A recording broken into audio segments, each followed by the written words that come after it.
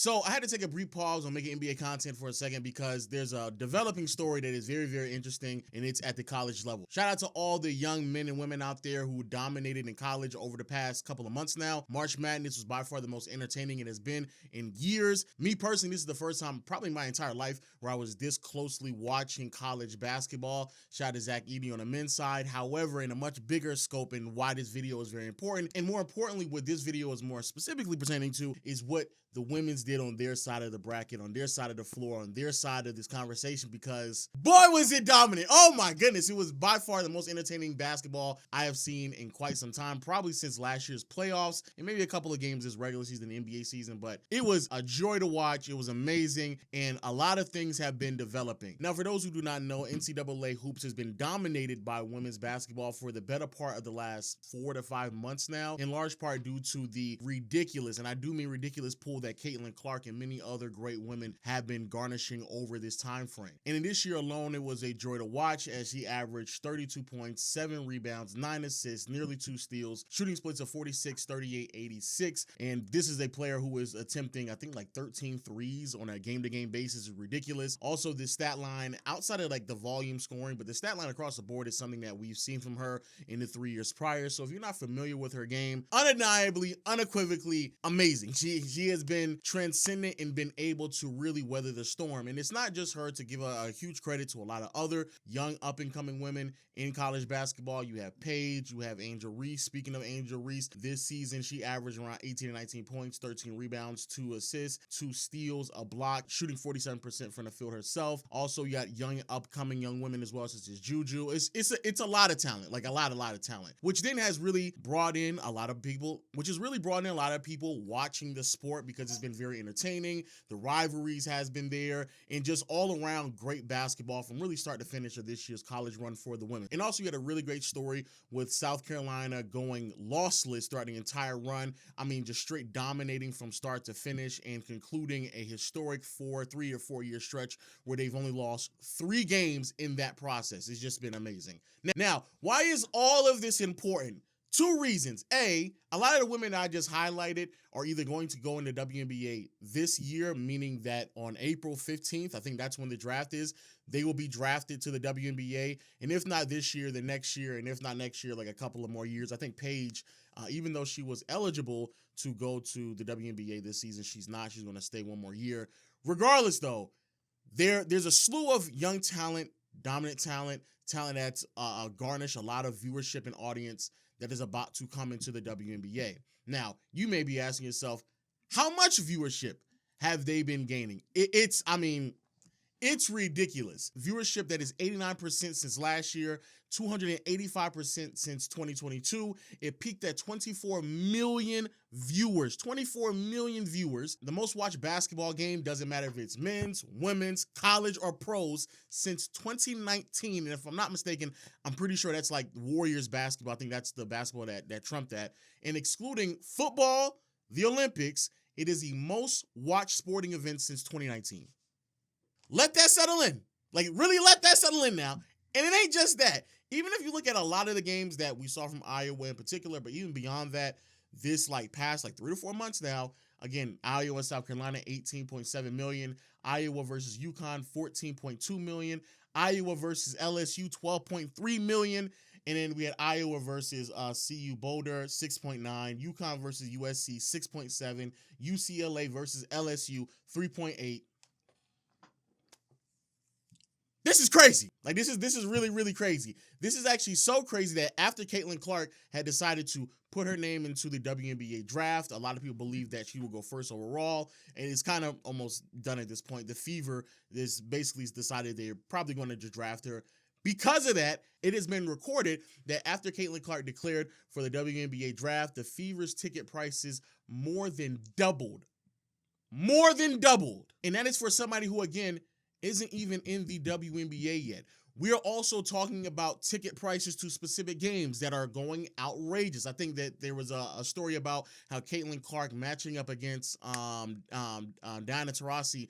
Those tickets are already sold out. The prices are going up, still sold out. Shout out to Angel Reese. She's brought up the fact that she's going to be able to make more money, that things are going to change. But more importantly, bro, we are talking about a class of young women that has the potential to change the trajectory of the WNBA. Now, that then leads me to a much bigger conversation that needs to be said, because all props goes to all of those young women, those young ladies out there who have been really changing the perception about women's basketball for the last 3 to 4 years. Before I get down this other path, I want to congratulate every single last one of them, because there's been a lot of criticism, trial and tribulation, and they may not be aware of this, but they have the ability, the potential to be transcendent and game-changing to a league that desperately needs it, right? Again, a lot of criticism along the way. Take that on the chin. You move forward, because you should understand that this is much bigger than you, your ego, even if everybody else doesn't understand that. And speaking of which, that thus brings me to my much bigger point. Also, the other conversation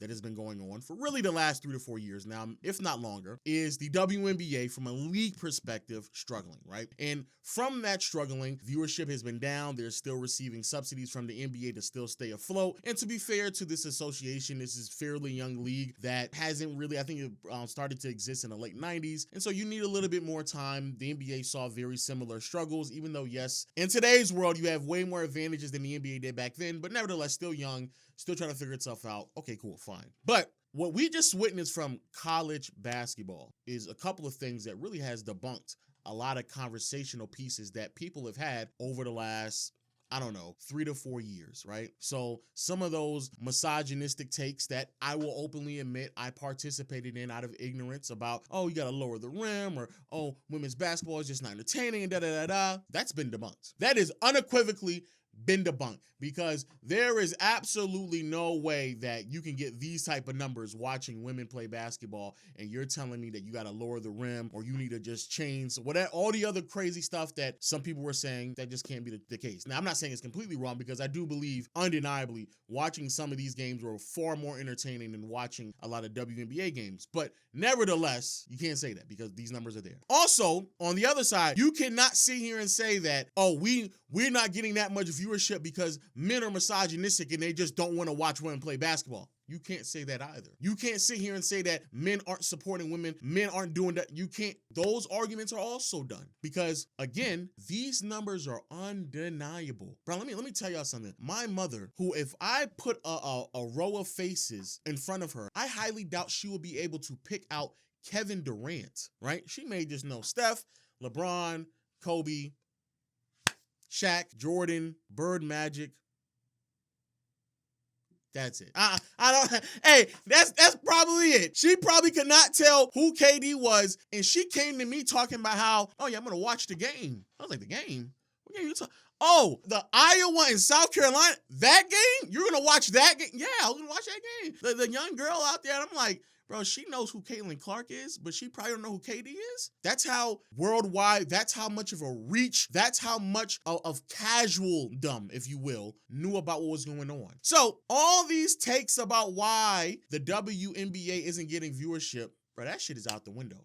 It's out the window. And now it puts a lot of onus on the WNBA to figure out, well, if we can get this type of viewership from college basketball on the women's side, mind you, let me be very clear, this got even more views than the men's side. Women had 18.9 million, men had 14.8 million. More than them. 18.9 million is more than NBA games. 18.9 million is more than finals games. Remove Caitlin Clark from that conversation for a second. Back in January, it was reported that more viewers watched the LSU and South Carolina's women's game than the Celtics and Heat on the same night. South Carolina's 76-70 win over LSU officially averaged 1.56 million viewers, topping NBA matchup between the Boston Celtics and Miami Heat on TNT at the same time, which only averaged 1.38 million. It's getting kind of spooky.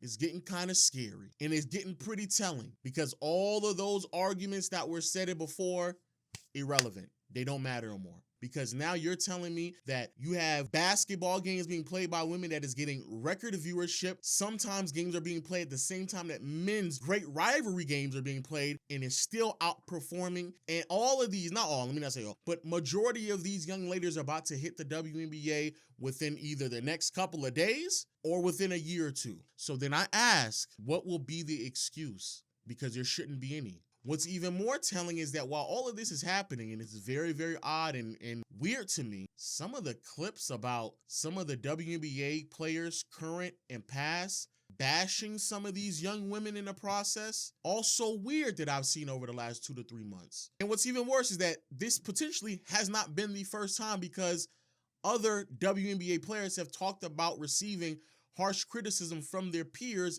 even though they provided a level of entertainment that really could have helped change the landscape of the WNBA. So, as I say this, I want to acknowledge, hey, this should be a massive win for women's college basketball, WNBA, but just women at large, right? Even though I'm sitting here being a bit, facetious and silly about the way that many women were talking about Caitlin Clark, Angel Reese, Paige, and a lot of these other young women, that's disturbing. But the truth of the matter is, unfortunately, that just comes with the territory. The same way that you got a bunch of old heads who just say dumb shit, knocking LeBron and them and KD and Curry and all these young players. That unfortunately is just part of the nature. And maybe some of them feel like that is tradition, that you have to knock some of them down. That's understandable. So, but I do believe that it shouldn't be this hard to find some acknowledgement and praise for some of these young women who are effectively going to change the trajectory of women's basketball at large. That is what is at stake right now. And I personally believe when you have that level of onus, that level of responsibility placed on your shoulders, especially coming from a group of people who have been complaining about the financial implications or their financial situations in the WNBA, and you know for a fact that there are a group of women who can come in and change things, why be an obstacle for something that they're going to change that you are going to benefit from?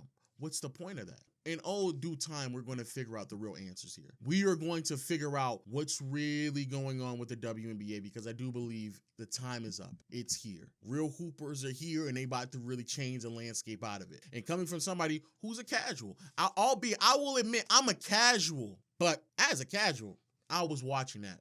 As a casual, I've watched some WNBA games over the past year now, and actually went to one. Nowhere near as bad as people make it out to be. Nowhere near. But it was a bit boring because of the style of play, a bit slower pace, traditional basketball, two bigs, they passing the ball. I ain't trying to see all that. Trying to see niggas shoot 13 threes. That's what I'm trying to see. Trying to see the guards get to the Baja. That's what I'm trying to see. I'm trying to see a bit more exciting basketball, especially from someone who, again, is not ingrained in it as much as other people are, because again, I'm a casual. And I think that's just the reality that many people need to accept. I understand that there's some people who are a bit concerned that the history of the game will be lost. To those people, it is unfortunate, but the same way that I'm accepting the fact that bashing young athletes is a part of the process, unfortunately, some of the history being forgotten is also part of the process. There is a slew of NBA fans, casual fans, who have come in who don't know basketball before Steph Curry. Same basketball fans who don't know basketball before LeBron, before Kobe, before Michael Jordan, before Bird and Magic. That's the thing, that exists. You have to grab those casual fans and then turn them into hardcore fans by providing a rich history and culture of great basketball. But until then, unfortunately, it is part of the process. It is a part of it. Embrace it, accept it, and more than likely, you need to start championing a lot of these young women, because they have the juice, they have the power, they have the viewership. And at the end of the day, regardless of how anybody wants to cut and slice, and it'd be one thing if Caitlin Clark really wasn't hooping. She was really hooping. Angel Reese is actually really good at basketball. It's not like we're giving praise to a bunch of players who aren't good. Paige is really good at basketball. Juju is really good at basketball, right? It ain't like we just handing it over to a bunch of players who aren't good. That's not the case. You have to accept these women and what they're doing and accept who they are, because they have the ability to change the trajectory of the league as a whole. But if these young players are not marketed correctly, if these young players continue to get bashed, if these young players get held back because of traditional ideology or however else y'all want to push things in the WNBA, at that point, it ain't nobody else's fault but the W. I have to say, massive win to women's basketball. I would go as far as say a slight L to women's empowerment, because the type of hate that I've seen from a lot of women over the last 2 months now, pretty disturbing. But I want to continue to applaud those young women out there who are going to potentially transcend a lot of the obstacles that are put in place, even if those obstacles will benefit from their play. And that's the truth of the matter, they actually will. But I'm going to be watching WNBA games for the first time in my life pretty closely. I'm going to be doing so on playback.tv. Make sure you go check me out. I'm going to be doing it during the summer. Also, check me out if you want to watch some of these playoff games. It's about to come up in the NBA. Shout out to Caitlin Clark. Shout out to Angel Reese. Shout out to all the young women who are going to go into the WNBA draft in the next upcoming days. I hope the best for you all. Hope nothing but prospers for you and that league. And even if that means that there are going to be people tearing you down in the process, continue to thrive and do great things for a league that desperately needs your presence. But yo, let me know your thoughts in the comment section below. And until next time, I'll see you all later. Peace.